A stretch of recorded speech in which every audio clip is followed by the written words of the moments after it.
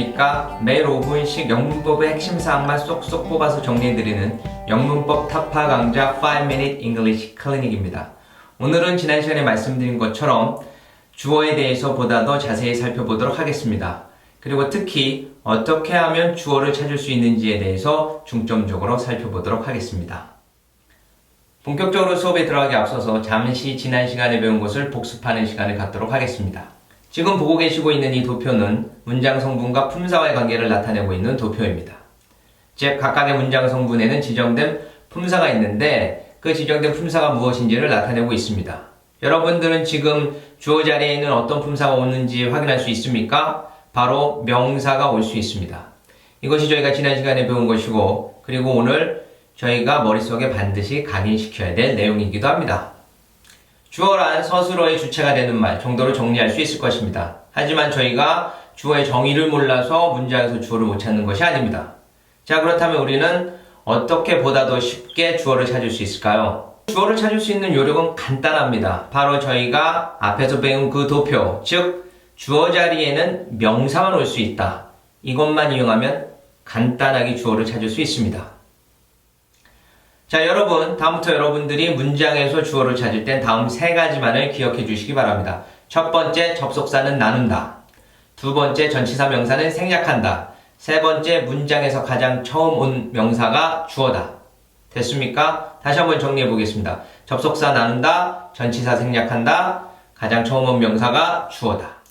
이 세 가지만 기억한다면 여러분들은 주어를 어렵지 않게 찾을 수 있을 것입니다. 자, 다음 예문을 보면서 구체적으로 어떻게 찾을 수 있는지 알아보도록 하겠습니다. 비교적 좀 긴 문장이 나왔습니다. 여러분들은 한 번에 해석이 가능하십니까? 만약에 한 번에 해석이 가능하지 않는다면 주어 서술어를 먼저 찾는 것이 해석의 정석입니다. 자, 그렇다면 제가 설명해드린 법칙 세 가지를 따라서 주어를 먼저 찾아보도록 하겠습니다. 첫 번째, 접속사 문장은 분리시켜라. 접속사 대시 보입니까? 두 번째, 전치사구는 제외시켜라.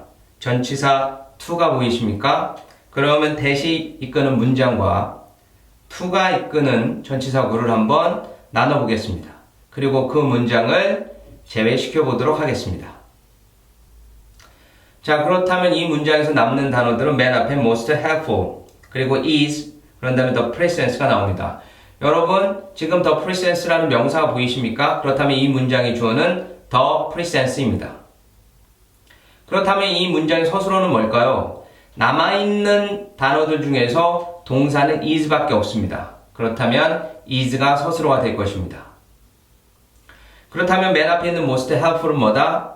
형용사이기 때문에 이것은 문장에서 보호가 될 수 있습니다. 즉, most helpful은 이 문장에서 보호입니다. 자, 수식어구를 모두 제외하고 문장의 주요 성분인 주어 서술어 보호만 남겨놓고 원래 어순대로 썼더니 다음과 같은 문장이 됐습니다. The presence of comfort music is the most helpful. 즉, 위로 음악의 존재는 가장 도움이 된다 라는 의미의 문장이었습니다. 자, 그렇다면 방금 해석한 주어 서술어 보호를 골자로 다시 한번 생략된 수식어구를 붙여서 해석해 보도록 하겠습니다. 고요하고 평화로운 분위기에 가장 도움이 됩니다. 2살짜리 아이가 필요로 하지만 스스로 만들어낼 수 없는 분위기에 거의 모든 형태의 위로음악의 존재가. 주어 서술어 보호 같은 문장의 핵심 요소들을 먼저 파악하고 나니까 해석하는 것이 훨씬 더 수월해졌습니다.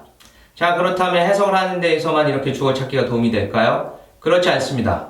오히려 토익 같은 실전 문제에서는 주어를 찾음으로써 주어의 형태 혹은 주어와 서술어의 수의 일치 같은 유형의 문제들이 종종 나오고 있습니다. 이런 유형의 문제를 풀기 위해서는 반드시 주어를 찾는 것이 필수 선결 조건입니다.